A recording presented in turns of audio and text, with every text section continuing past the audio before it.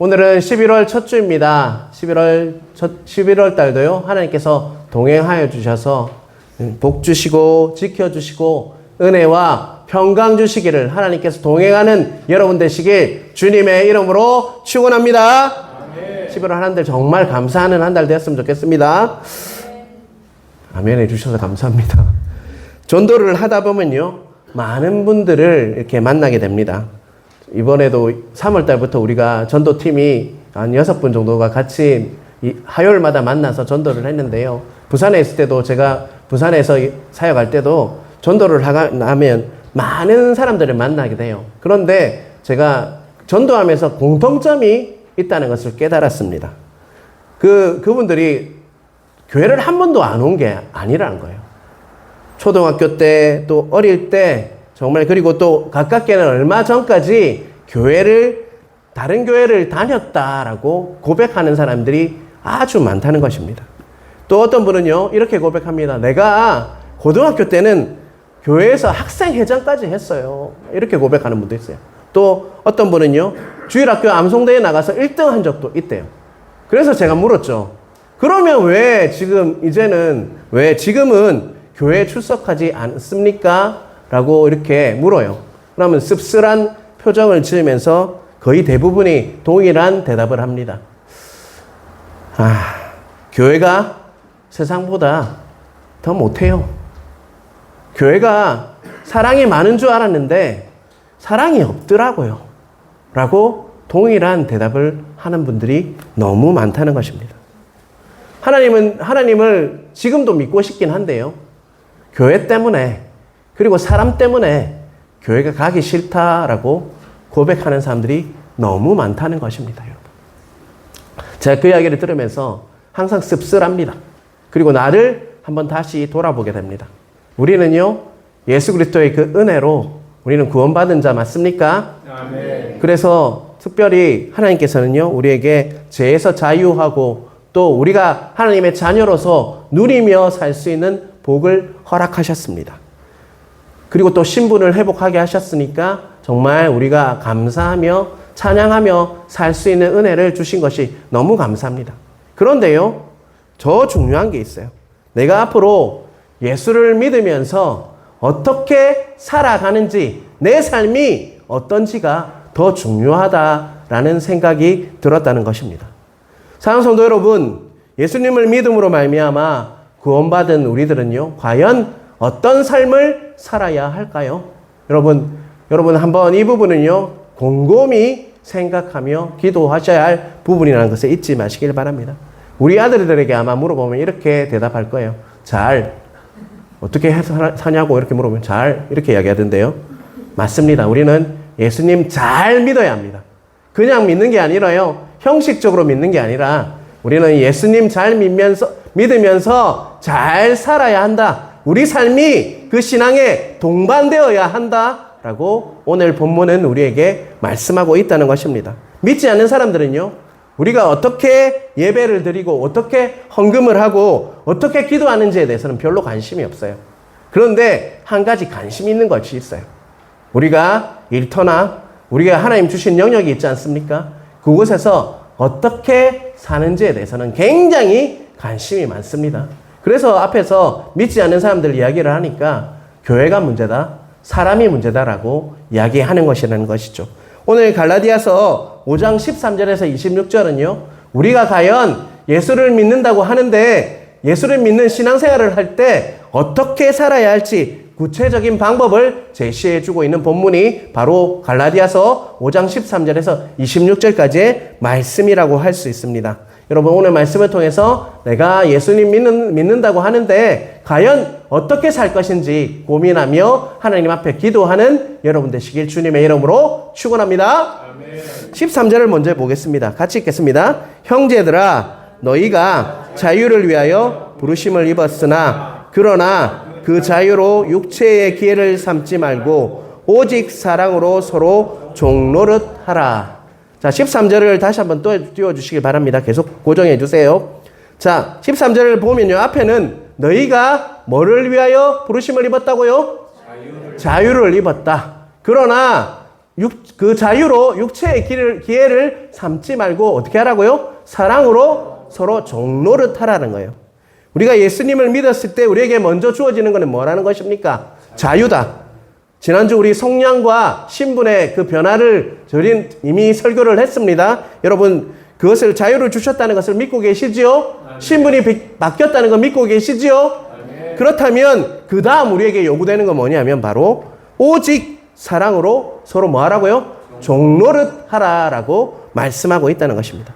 내 육신대로 내 마음대로 사는 것이 아니라 자유를 얻은 사람이기 때문에 이제는요 어떻게 살아가는 것입니까? 참으로 자유를 얻었다면 사랑으로 서로 종노릇 하는 것이 우리가 어떻게 사는지에 대해서 말씀하고 있다는 것입니다. 서로 사랑으로 종노릇 하라라고 오늘 본문은 명확하게 우리에게 제시하고 있다는 것입니다. 사랑하는 성도 여러분, 이제 삶을 지배하는 원리가 무엇이라는 것입니까, 여러분? 내 삶을 지배하는 원리가 뭐가 되어야 된다는 것입니까? 사랑이다 라고 우리에게 제시하고 있다는 것입니다. 예수님을 믿는 순간 우리가 맨 처음 얻은 것은 자유입니다. 그런데요, 이제 그리고 그 자유와 함께 우리가 그 원칙이 되어서 꼭 지켜야 할 것은 뭐라고 말씀하는 겁니까? 사랑이다 라고 말씀하고 있다는 거 잊지 마시기 바랍니다. 예수님을 통해서 죄사함을 얻었다면, 구원을 받았다면 그 자유를 누림과 동시에 우리 각자에게 하나님 사랑, 이웃 사랑이 정말 그 삶의 원칙, 지배, 우리가 하는 삶이 바로 사랑이 되어야 된다라고 우리에게 말씀하고 있다는 것이죠. 이제 우리는요, 하나님을 사랑하기 때문에 어떻게 해야 될까요? 예배드리고 하나님 앞에 나아가야 한다는 것이죠. 또 하나님을 사랑하기 때문에 옆에 있는 지체들을 어떻게 해야 한다는 말씀입니까? 사랑해야 한다는 것이죠. 또 옆에 있는 지체들을 떠나서 또 넘어서 믿지 않는 이웃에게까지 그 하나님을 사랑하기 때문에 우리는요 그들을 전도하고 이곳에 오게끔 해서 예수님 믿게 하는 것이 우리의 바로 목적이라는 거 잊지 마시길 바랍니다. 자, 16절을 한번 같이 읽어볼까요? 내가 이르노니 너희는 성령을 따라 행하라. 그리하면 욕심을 이루지 아니하니라. 제가 계속적으로 앞에서 예수님을 통해서 우리에게 자유를 주시고 이제는 내 삶의 그 기본 원리가 뭐가 됐다고요? 나를 지배하는 것이 사랑이 되었다라고 이렇게 말씀했습니다. 그런데 이 사랑을 유지하고 더 크게 하는 것은 결코 쉽지 않다는 것이죠. 여러분, 사랑을 유지하고 크게 하는 게 쉽던가요, 여러분? 남을 사랑하는 것이 이웃과 지체들을, 특별히 교회 안에 있는 지체들을 사랑하는 것이 쉽던가요, 여러분? 솔직히 한번 얘기해 보십시오. 어렵다는 것이죠.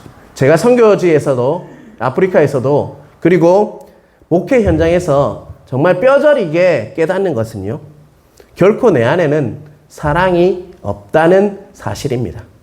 특별히 선교지로 처음 나갈 때 기도도 많이 하고 준비도 많이 하다 보니까 내 마음이 뜨거웠어요.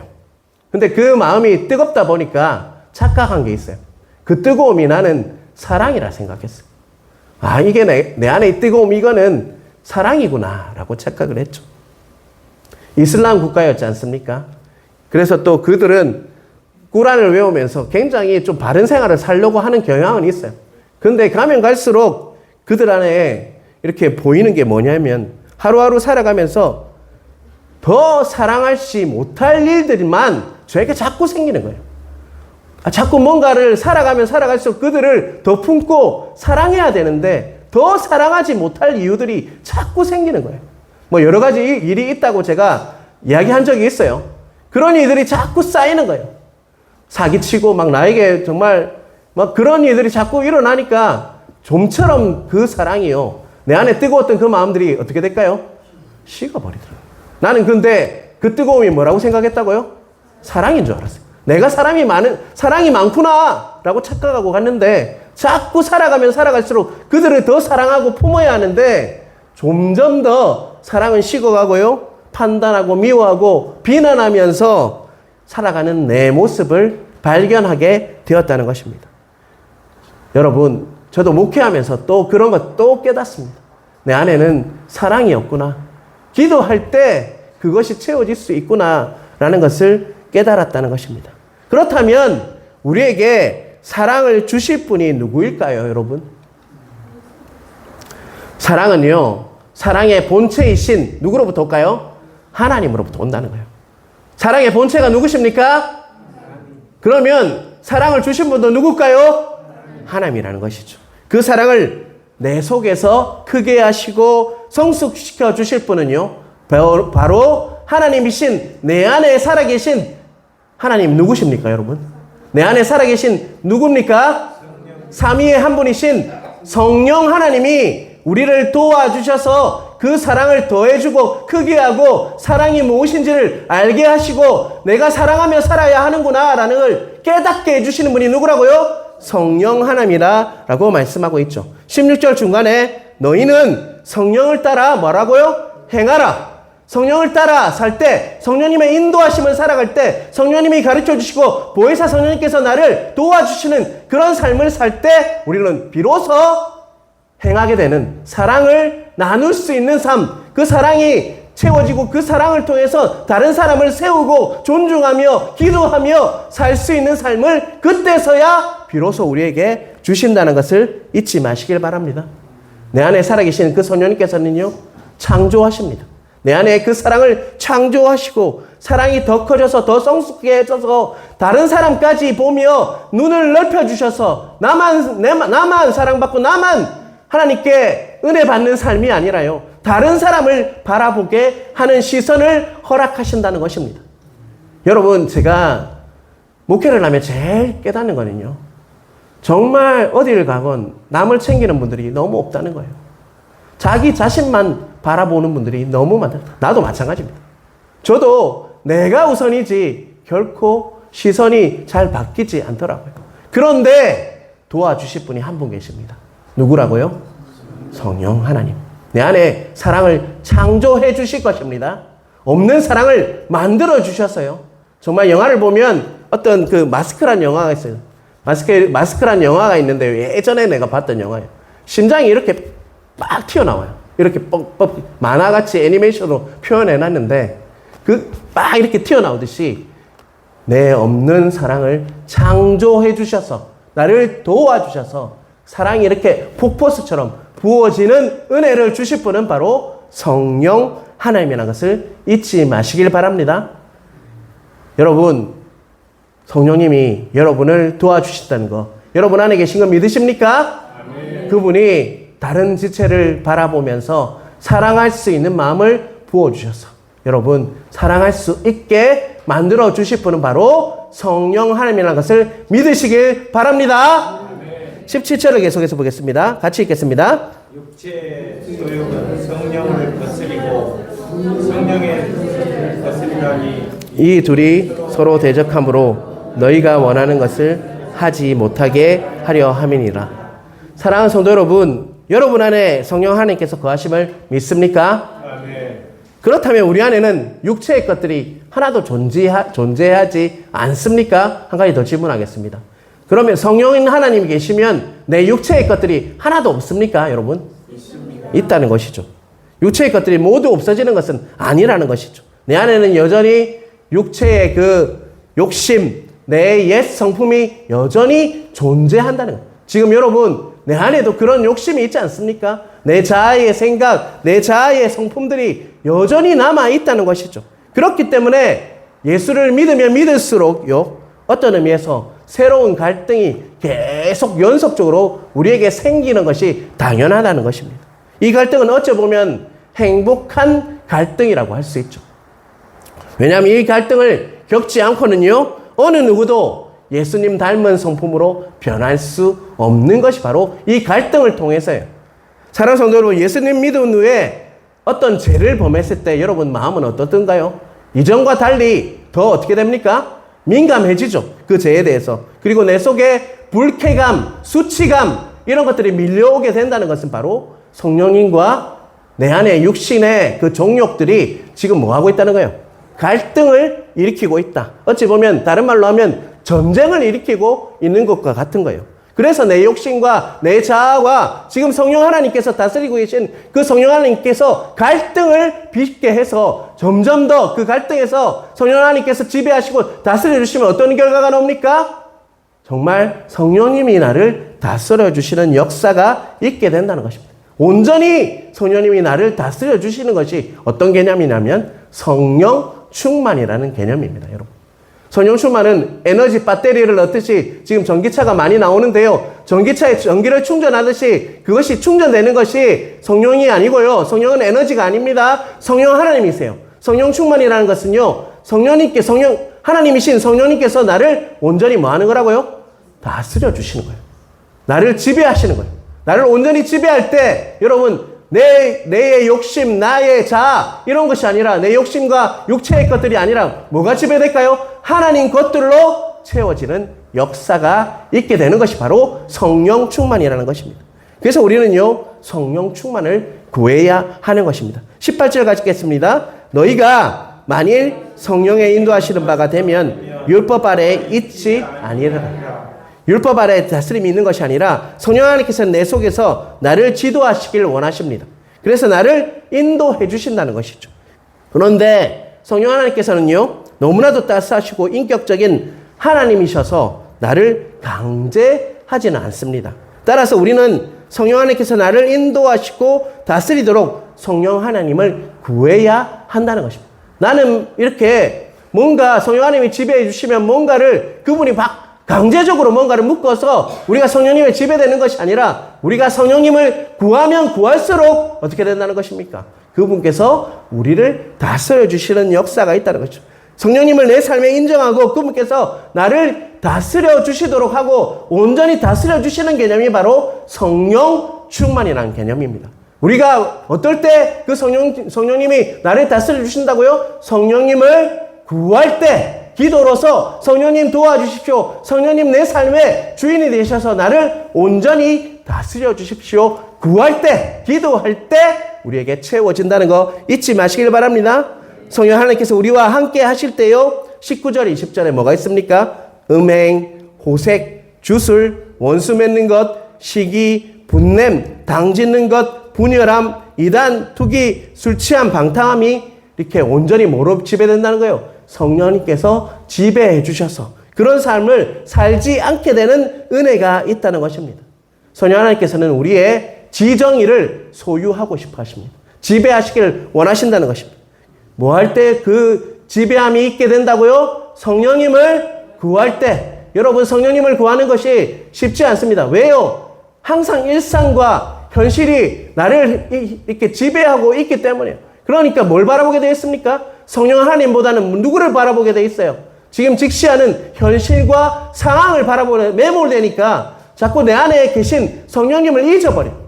그분을 구하기보다는 사람을 바라보게 되고 지금 상황과 환경만을 바라보고 형편과 처지만을 바라보게 돼 있다고요.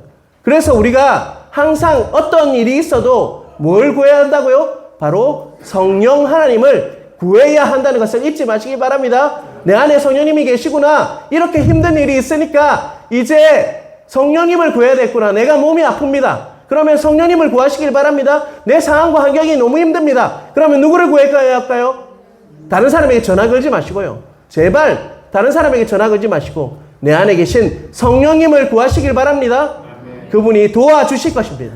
보혜사 성령님이시기 때문에 그분께서 도와주신다는 것입니다. 그러한 삶을 살아갈 때요. 19절, 20절에 그런 삶이 아니라 성령님께서 온전히 지배하는 삶을 살 수가 있다는 거 잊지 마시길 바랍니다. 자, 22절, 23절을 우리 큰 소리로 한번 같이 읽어볼까요?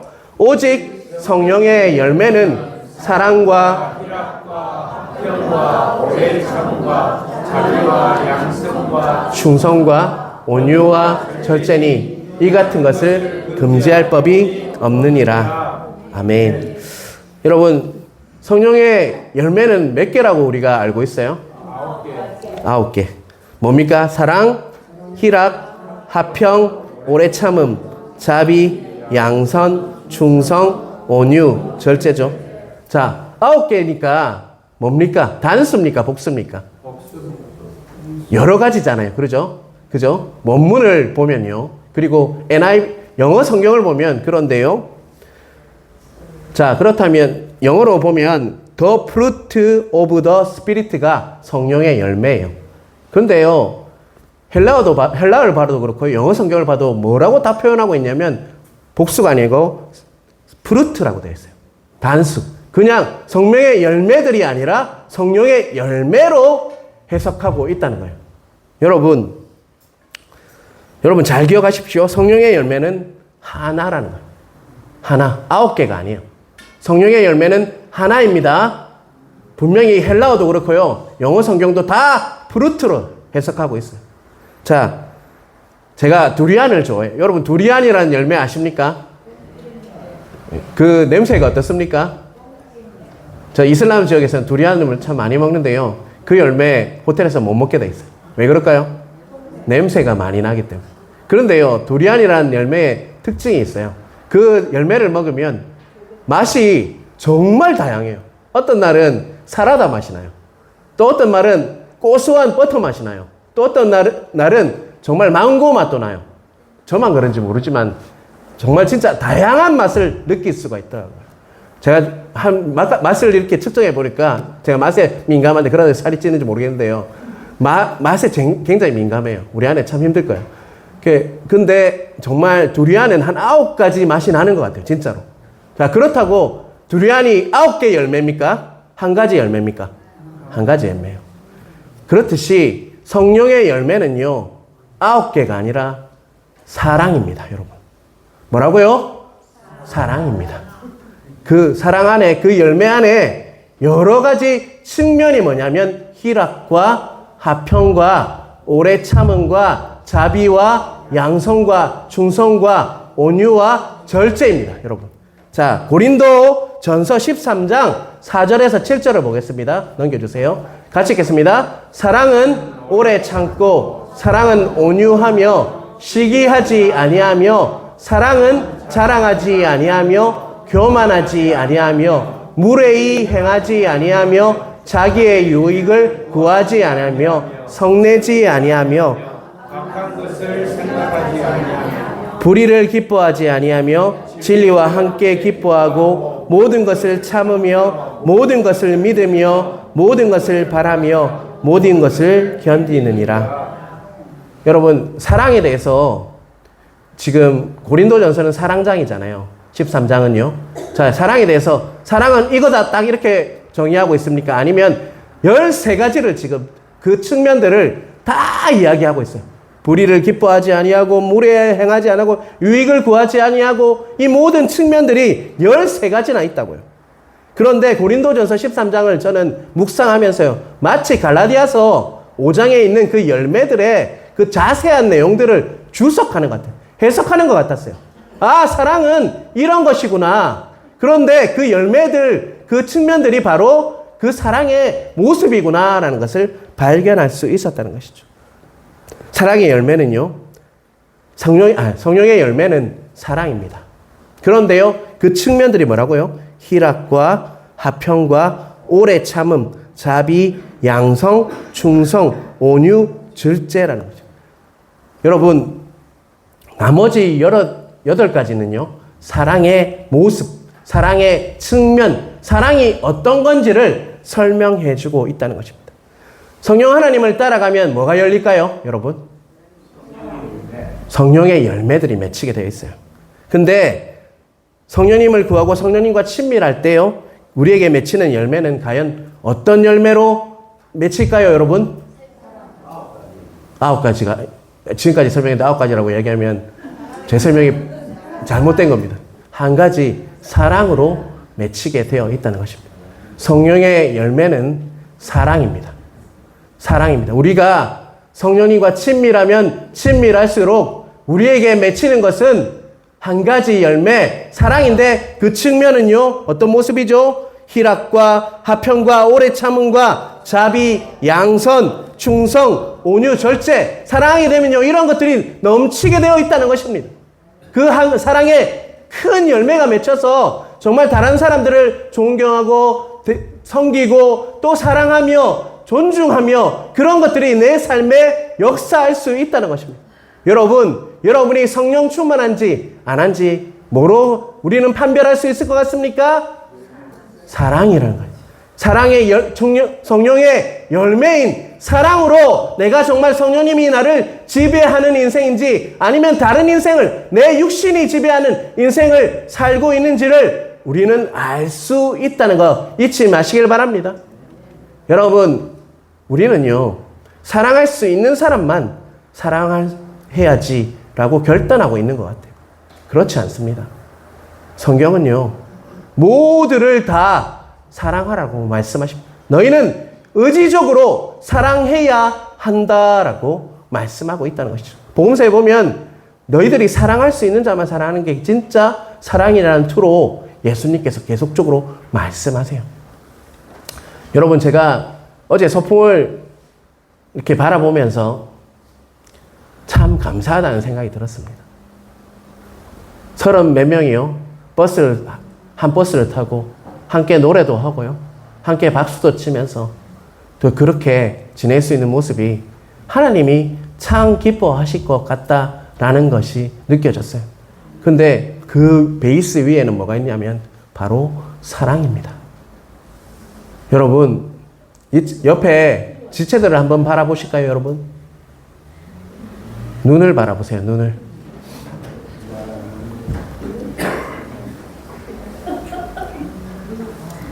성령의 열매는요, 사랑입니다.